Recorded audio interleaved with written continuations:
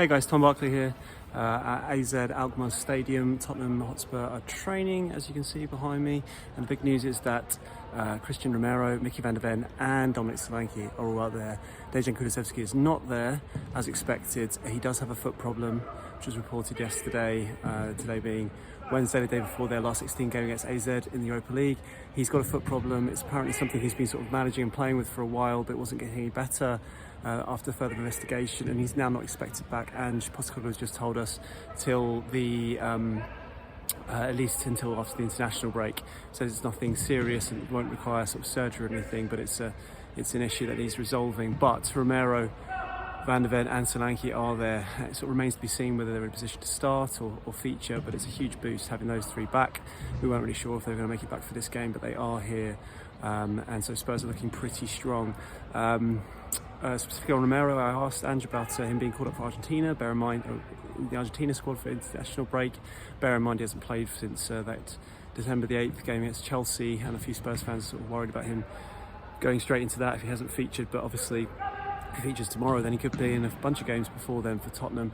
Ange said sort of he wasn't particularly happy with the question. I don't think he sort of said, having been in management for 26 years and being the Australian manager, he's sort of surprised by these questions, given that he feels that it's quite well known they have no control over it. I was more asking whether he thought it was, had a view on whether it was a good idea or not, rather than specifically whether, how he felt about it. And I did sort of press that point in a follow-up question, and he said, well, to be honest, if he is fit, and that is the prime aspect to it. I mean, he could be called up even if he's injured, but if he is fit, I mean, he might be that it's good to him play games for Argentina because he needs to get up to speed. So that was the point on that. He was also asked about Bissouma. I noticed he posted a couple of pictures of him at a ski resort in the last few days. Ange gave the players a couple of days off at the start of the week, I believe, but a bit of a surprise to see him rock up at a ski resort during that period. He said, I'm not sure if he really seemed to be that aware of it based on his response, but he didn't seem to have any issues with it. Said basically sort of trust his players to be responsible and do the right things, and he has no concerns, and he's fine, apparently, Bissouma. Going into this game, I mean, obviously, as I said, a huge boost for having those three players back. Means that suddenly strength and depth at centre back, which we actually also spoke to Kevin Danso, who said he seemed to be relishing that element of having that extra competition. A big part of why he came to the club was the strength and depth they have in all departments, and suddenly Spurs' backline, if the players are fit and ready to go, is a huge part of that. He also said, the chance to win European trophies, which obviously Spurs are in this position where they still could do it, was a big draw for him to sign for the club. Did ask him a little bit more about him sort of snubbing Wolves really to join Spurs at the last minute. Felt like Tottenham really hijacked that move, but understandably from his perspective he didn't want to sort of really go over old ground and look back historically, but at that decision that he made in terms of letting deciding not to go to Wolves, he just wanted to focus on being at Tottenham now and why he wanted to go to a club this, and what a massive draw it is for any player really to come to a team like Spurs. And I don't know if that's always been the case of late, so I think it's really good to hear a player seem so happy to be at this club and to be part of it and try and really drive them forward. And every time we hear from Kevin Danso, and we spoke to him recently in the mix zone, we've spoken to him here, I just can't help but be really impressed with the way he speaks. He actually sounds a lot like Eric Dyer. What I noticed when I was listening to him today is the intonation sounds very similar to Eric, who was someone that I interviewed a few times when he was at Spurs. But Danso speaks brilliantly,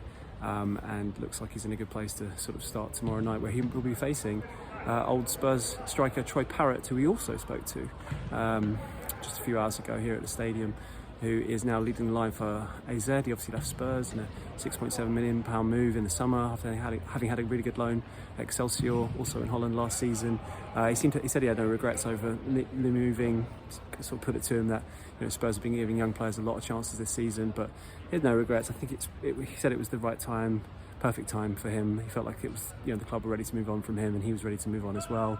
And you got to say it's working out. I don't think Spurs have really missed him, but at the same time he seems to be really flourishing out here in the Netherlands. He's got 17 goals in 38 games this season, really starting to kick on, age 23, regular Ireland international, I believe, and is going to be a threat at the tomorrow night. It just seems like his career is starting to really kick on, so fair play to him and good luck to him. I mean, the sort of context around this match really is that it feels like an absolutely, really the last chance for Spurs, isn't it? This competition to salvage their season after a really difficult campaign, sort of riddled by injuries rather, which have really kiboshed their chances of the domestic cups, albeit they did make it to the semi-final in the Carabao Cup, so that shouldn't be overlooked. But obviously the really disappointing season in the league with their 13th at the moment off the back of that Man City defeat. It really feels like trying to sort of somehow, get up to 8th. It feels like out of reach now. 10-point gap with 11 games to go. I just don't really see it. So it does really feel like it's all on the Europa League. And AZ are a team that they've already faced this season. They beat them obviously at home 1-0 with relative ease. But AZ were in a different place then. They were in the middle of a 7-game sort of winless streak. That was their 5th defeat in a row.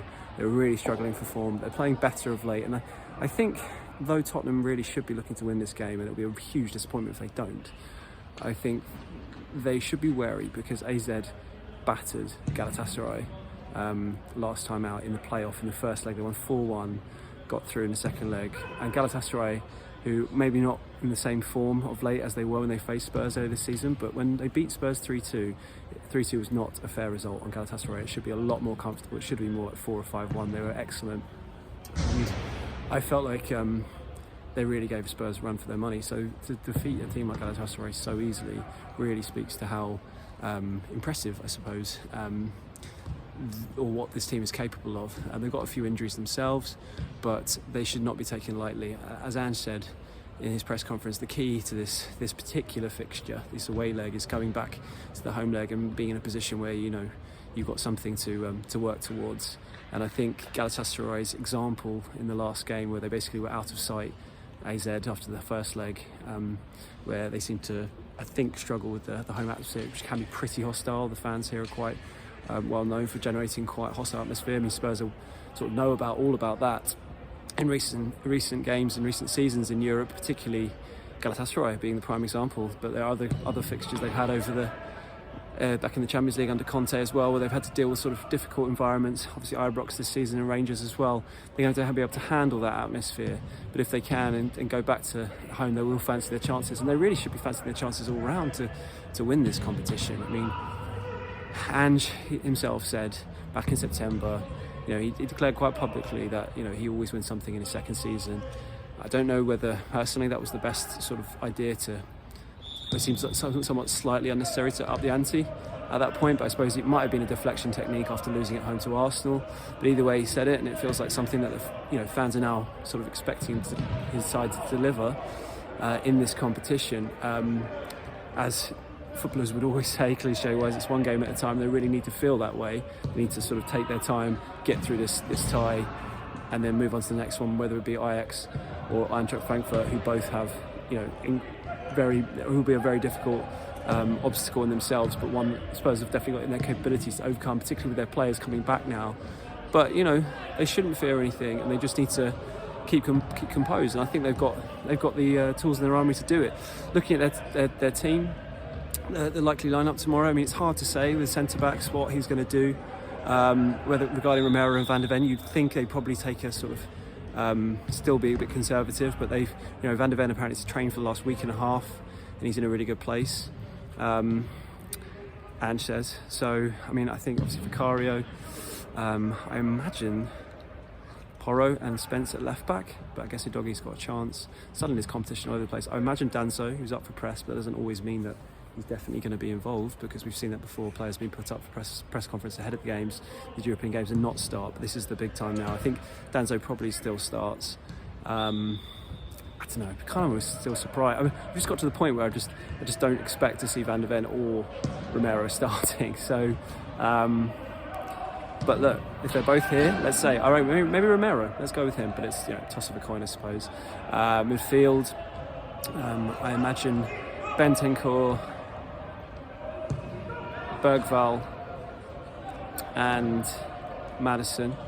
By the way, Bissouma, Bergvall, Bentancur and Kulusevski, although he's obviously injured, but all on a yellow card. So if those three who are eligible for playing the game or fit to play the game, if they do feature, if they get booked, they'll be out the second leg. So yeah, that's probably what I go for midfield. And then up front, probably Johnson, Solanke if he's ready to go. He's like a big player. And then Son wide left. But there are options now. Odegaard's come back into the fray. Matthijs Tel, he's had a slow start, I suppose, at Spurs, but he's played a lot of games, and every week you'd like to think he's getting stronger and adapting more and more. So there's an option there through the middle if he doesn't think Solanke's ready to start. Werner's back in. Richarlison's not here. He's still back at Spurs along with Ben Davis. But suddenly Spurs have got real options. But it feels like real crunch time for Tottenham. And on Postecoglou to a certain extent, because I think a lot of people could understand the injury, the spate of injuries he had was always going to decimate their season, whoever was in charge. But now he's getting his key players back, and this competition feels eminently winnable, even though Spurs have got a pretty terrible record in it. I mean, they've played, I was looking through it, since it turned into the Europa League, I think they've been in it from the UEFA Cup. It's been sort of 5 or 6 campaigns. They've only been to the quarter-final once. That was the brilliant Gareth Bale season where they lost to Basel on penalties back in, I think it was in 2012, 2013 or 2011, 2012. Most of the time it's the last 16 or last 32 and even the group stage. And it's all, against decent teams, Benfica, Dortmund, Fiorentina, no mugs, but also it feels like a competition that Spurs really could have done better in. And this is the opportunity. This is the chance. This route to the final and even to win it seems quite kind, albeit every single team look like they could definitely knock Spurs out, which is kind of where Spurs are at now. They can beat anyone and they can lose to anyone this season. But now they're getting their big hitters back. This is the chance to really deliver. And I definitely think they can do it. But let's see. I'll speak to you after the game. Cheers, guys.